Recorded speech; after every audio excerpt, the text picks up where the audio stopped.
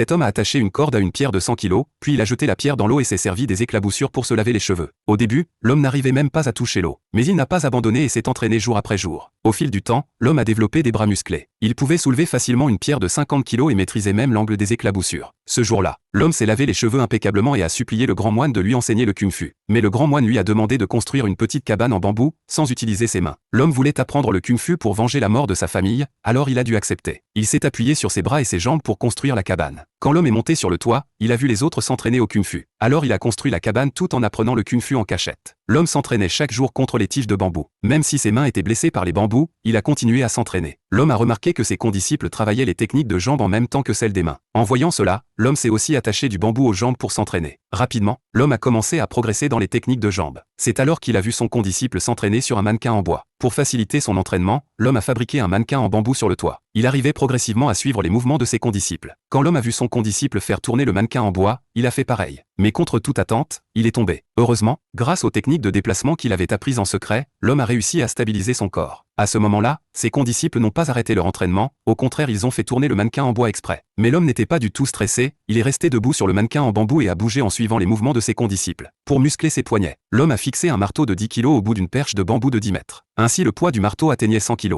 L'homme a dû rassembler toutes ses forces pour soulever le marteau. En plus, l'homme devait suivre le rythme du maître et frapper la cloche de bronze. Le premier jour, après 10 coups, ses deux mains étaient toutes molles, comme si ce n'était plus ses mains. 3 mois plus tard, ses poignets étaient couverts de blessures. Mais ses efforts ont payé, l'homme pouvait maintenant soulever facilement le marteau de 100 kg et le manier avec rapidité et aisance. Sans s'en rendre compte, il avait appris tout le kung-fu. 3 ans plus tard, l'homme avait enfin terminé la petite cabane en bambou. Mais le grand moine lui a dit de démolir la cabane et de quitter le temple de Shaolin. L'homme était très en colère et a accusé le grand moine de se moquer de lui. Le grand moine s'apprêtait à le faire partir de force, mais l'homme a découvert avec surprise que le grand moine n'était plus de taille face à lui.